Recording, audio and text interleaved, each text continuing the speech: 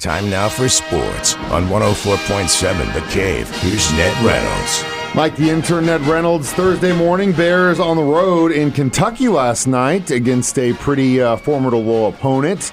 Did they get the dub? No, they did not. Western Kentucky's a pretty good basketball team, and the more the Bears go around Conference USA now, the word is getting out of how you defend this team. The Bears just simply couldn't get any positive rhythm going, and that's because Western Kentucky knew how to defend the Bears. And you do it by double-teaming Mike Osei-Bonsu underneath. Osei-Bonsu's only 6'4", 6'5", somewhere around there, which is short for a postman. But he weighs in the neighborhood of 275, 280 pounds, and he is a very strong individual. Teams are learning now to double-team him because he is the key to the offense, double-teaming him and taking the Bears out of their rhythm and pushing him out on the perimeter. Well, that can work because the Bears are a pretty good perimeter shooting team, but there are also nights when they won't shoot well, and last night was one of them. 9 for 35 from three-point range. Well, that's 27 points, but it's also 26 missed shots, and that's not going to get it. Western Kentucky won the game by a score of 87-72. The Bears go to Middle Tennessee State on Saturday. That's in Murfreesboro, not very far away from Western Kentucky, and that'll be another tough test. The Blue Raiders are a very good basketball team, so, the Bears are holding their own, but you need to make some adjustments, and they're going to have to be forced into doing that. Absolutely, and hopefully they can figure it out because I think they have a pretty good basketball team. So hopefully they can figure that out along the way. Tigers hosted Auburn. How'd they look? Well, Missouri won the game, but they almost let it get away. Missouri and Auburn, pretty good in competition. The Tigers win it by 10 points, but they had several big leads in the game and blew all of them. In fact, with less than 2 minutes to go, Auburn was only 4 points behind and putting on the pressure. But the Tigers have on their team a one-year transfer named Jaden Stone. He's a graduate student. He's from Australia, and he can play the game. He hit 22 points last night. There was a big three-pointer with under 2 minutes to go that put the Tigers over the top, and Missouri wins it by a score of 82-72. That's a big win over a pretty doggone good Auburn team. Absolutely. Now let's switch gears to the ladies. How'd they do? Lady Bears are playing tonight. They will be out at Texas El Paso to play the Miners in the city of El Paso. That's formerly Texas Western. Their men's team was here just the other day. The Drury University teams are on the road with both teams playing Maryville University up in St. Louis. They are conference games for the Drury Panthers and Lady Panthers, so they will be very big basketball games.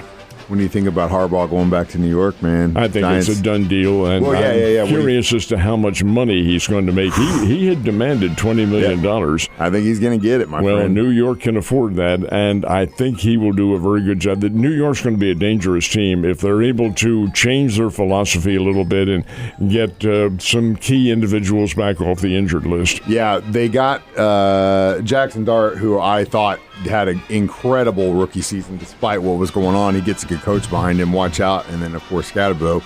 See about that, man. And we got the Tournament of Champions, don't we? Big 3-day run at the Great Southern Bank Arena, and it's just the field this year. This is the 41st annual Bass Pro Shops Tournament of Champions. Field is just great.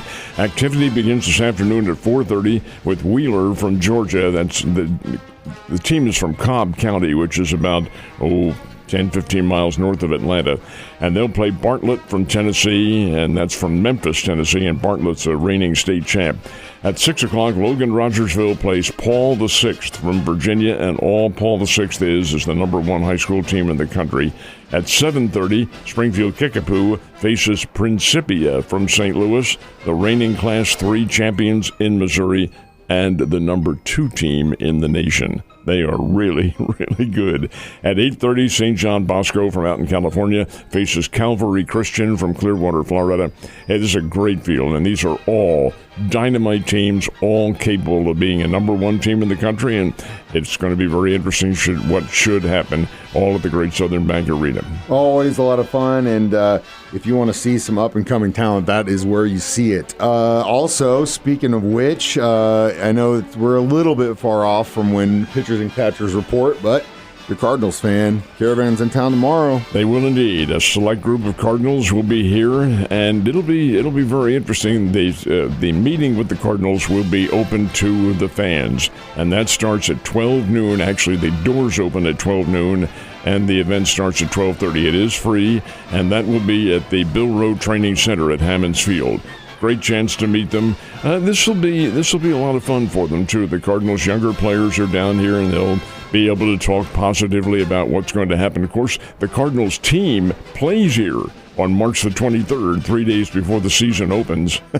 You know it's going to be warm when that happens. Mm-hmm. But the Springfield Cardinals will play the St. Louis Cardinals in an exhibition game. It's been almost a decade since St. Louis has played down here last. So be that as it may, the Cardinals Caravan is here, and then they will be introduced to the public on a Friday night at the Tournament of Champions. Always a good time, and hopefully you can get in front of those players. I know it's always really cool to meet them down here in our city. We also had some undefeated basketball teams remaining in college basketball. Do they still remain undefeated? One of them does, and that's the number one team in America, the Arizona Wildcats. They played their cross-state rival Arizona State last night. Arizona remains undefeated. They win the game 89-82. And Arizona State gave the Wildcats all sorts of fits, as they will again when they play a second time this year. That's all out in the Big 12 Conference, Arizona State. The other number one team in action, undefeated team, was Vanderbilt, number 10 in America, and they are no longer undefeated. The Texas Longhorns beat them 80-64 in Texas, down on the homeland. And indeed, Vanderbilt falls in defeat. But Vanderbilt, make no mistake about it, they are a pretty good basketball team. Michigan, which had one loss, they had their loss last week to Wisconsin, played out in Washington, beat the Washington Huskies 82-72.